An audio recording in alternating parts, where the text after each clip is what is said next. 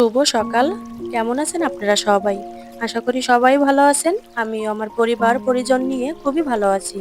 আরো একটা নতুন ব্লগ ভিডিও দেখার জন্য আপনাদের সবাইকে নিমন্ত্রণ জানাচ্ছি। আশা করি আমার আজকের ভিডিওটি আপনাদের কাছে খুবই ভালো লাগবে।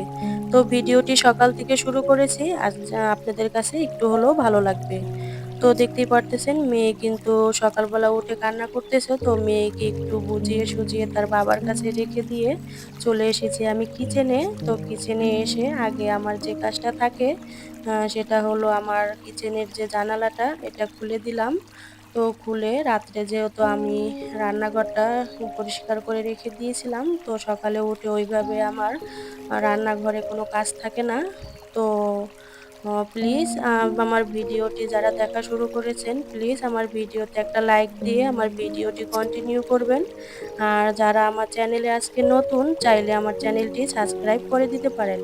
সাবস্ক্রাইবের পাশে থাকা অল অপশনটি অন করে দিবেন, যাতে নতুন কোনো ভিডিও ছাড়ার সাথে আপনাদের কাছে নোটিফিকেশন চলে যায়। তো কথা বলতে বলতে আমি কিন্তু চুলা দুটো একটু পরিষ্কার করে নিব।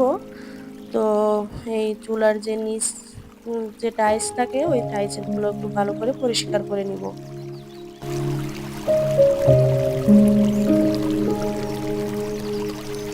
রাত্রে যে আমি থালাবাটি ধুয়ে রেখেছিলাম, তো ওইগুলোকে আমি ঝুড়িতে রেখে দিয়েছিলাম রাত্রে। তো ওইগুলোকে ঝুড়িতে আমি অফ ক্যামেরায় রেখে দিব।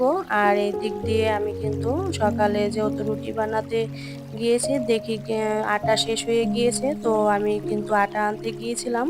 তো ভ্যানে শাক মানে বিক্রি করতেছে, তাই চিন্তা করলাম ২ আঁটি শাক নিয়ে যাই। শাকগুলো অনেক টাটকা আর ফ্রেশ ছিল। আমাদের এই জায়গাতে ক্ষেত আছে, গ্রামের মতো আমাদের এই যে আমি যে এলাকায় থাকি, তো এই জায়গায় কিন্তু শাক চাষ করে। তাই ২ আঁটি শাক নিয়ে এসেছি। তো শাক নিয়ে এসে আমি কিন্তু এখন জল বসিয়ে দিয়েছি। আর আমি আটাটাও একটু রিফিল করে নিব।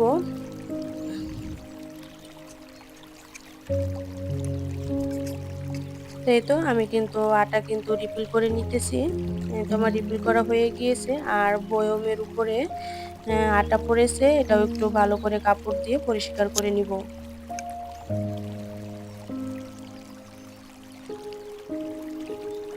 তো শাক যে ২ আঁটি এনেছিলাম, শাক ২ আঁটি একটু রশিটা খুলে দেই। আর ২ টো শাক দেবুকেও দিয়ে আসি। যেহেতু দেবু লাল শাক কিন্তু অনেক বেশি পছন্দ করে খরগোশ। তো কথা বলতে বলতে জল বসিয়ে দিয়েছিলাম।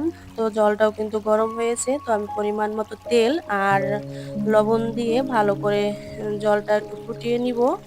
তো এই দিক দিয়ে আমি কিন্তু আমার তেমন কোনো কাজ নেই। তো সকালবেলা রুটি বানাবো আর দুপুরে রান্না করব। তো এই তো কথা বলতে বলতে আমি কিন্তু আমার আটাও কিন্তু সিদ্ধ করে নিয়েছি। তো আমি ভালো করে এখন আটাটা ভালো করে মথে নিব। এই তো আমি ভালো করে কিন্তু আটা মেখে নিয়েছি। এখন আমি একটা ঢাকনা দিয়ে প্লেট দিয়ে ঢেকে রেখে দেব। আর এই দিক দিয়েও আমি কিন্তু ডাল ভুনা করে নিব। তাই পরিমাণ মতো ডাল নিয়ে ভালো করে কষলে কষলে ধুয়ে ডাল ধোয়ার যে ১ম জলটা এটা আমি রেখে দিব। আমার যেহেতু মানি প্লান্ট গাছ আছে, এগুলোতে কিন্তু আমি দিয়ে দিতে পারবো। ডাল ধোয়া, চাল ধোয়া জল কিন্তু গাছে দিলে গাছ কিন্তু অনেক সতেজ আর ভালো থাকে।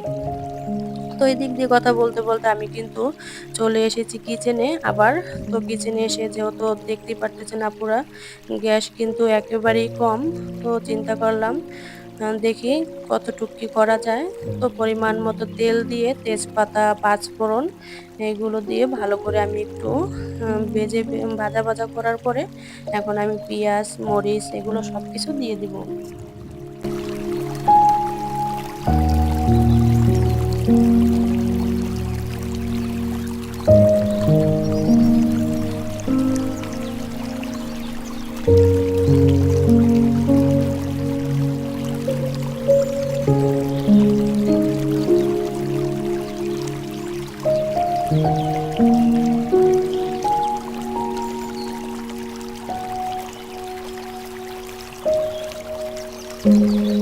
আবার চলে এসেছি আমি এখনে রুটিগুলা বানিয়ে নিব।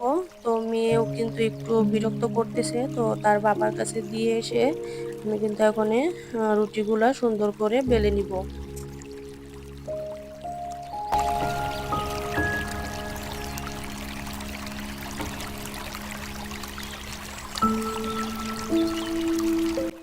এই তো রুটির জন্য কিন্তু আমি ডোটা ভালো করে গোল করে এখন আমি রুটিগুলো আমি কিন্তু সুন্দর মতো বেলে নিব। ছোটবেলা কোনো কাজই কিন্তু ঠিক মতন মানে সময় করা হয় না। আর যদি শরীরে যদি একবার অলস ধরে তার তো হয়তো কোনো কথাই নেই। তাই আমি সবসময় কিন্তু কোনো কাজ জমিয়ে রাখি না। আমি যখনকার কাজ তখনই কিন্তু করে নিতে বেশি ভালোবাসি। তো এক করে আমি কিন্তু সব রুটিগুলাই বেলে নিবো। এই তো দেখতেই পারতেছেন আপুরা আমার কিন্তু রুটি বেলা শেষ। আর এই দিক দিয়ে আমি কিন্তু ডালও ভুনা করে নিয়েছি। সাথে একটা ডিম দিয়েছি। আমি সিলিন্ডারে তাড়াতাড়ি করে আমি কিন্তু ডালটা ভুনা করে নিয়েছি। আর এই তো আমার কিন্তু লাইনের গ্যাসও কিন্তু গ্যাস এসে পড়েছে। তো চিন্তা করলাম সিলিন্ডার অপচয় করা তো ভালো হবে না। তাই আমি লাইনের গ্যাসেই কিন্তু পরোটাগুলো এক করে সবগুলো ভেজে নিবো।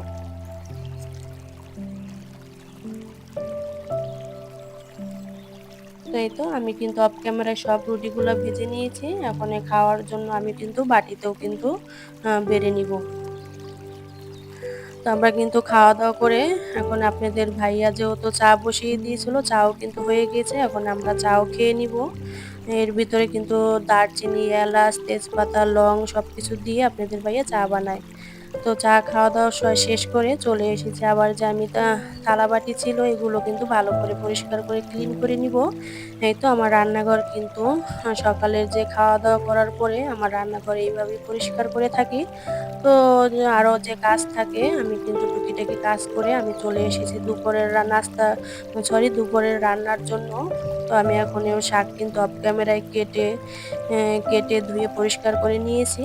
এখন আমি শাক কিন্তু বসিয়ে দিয়েছি। আমি আজকে দুপুরবেলা শাক রান্না করব আর ইলিশ মাছ রান্না করব। শাকটা কিন্তু অনেকটাই টাটকা আর ফ্রেশ ছিল। আমার মেয়ে যেহেতু শাকটা অনেক বেশি পছন্দ করে লাল শাক, তাই আমি ২-৩ দিন পরই কিন্তু লাল শাক এনে আমার মেয়েকে অল্প ঝাল দিয়ে ভেজে দেই। আমার মেয়ে কিন্তু মাশাআল্লাহ দিলে ভালো খায়। তো আমার শাশুড়ি মা একটা ইলিশ মাছও দিয়েছিল ইলিশ মাছ। তো এটাকে আমি সরিষা দিয়ে রান্না করব আর লাল শাক ভাজি করব। তো এই দিক দিয়ে আমি কিন্তু শিলপাটাও কিন্তু আ আ কি বলে এটাকে? সরিষা আর কিছুটা জিরা দিয়ে ভালো করে বেটে নিয়েছি। সরিষা যত বেশি ভালো করে বাটা হবে, খেতে কিন্তু ততটাই ভালো লাগবে।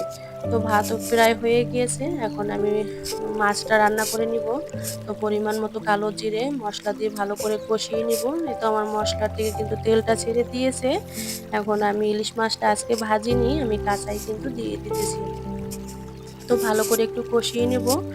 আ কষানো হয়ে গেলে আমি পরিমাণ মতো জল দিয়ে আমি আরেকটু নাড়াচাড়া করে আমি কিন্তু রান্না করে নিব।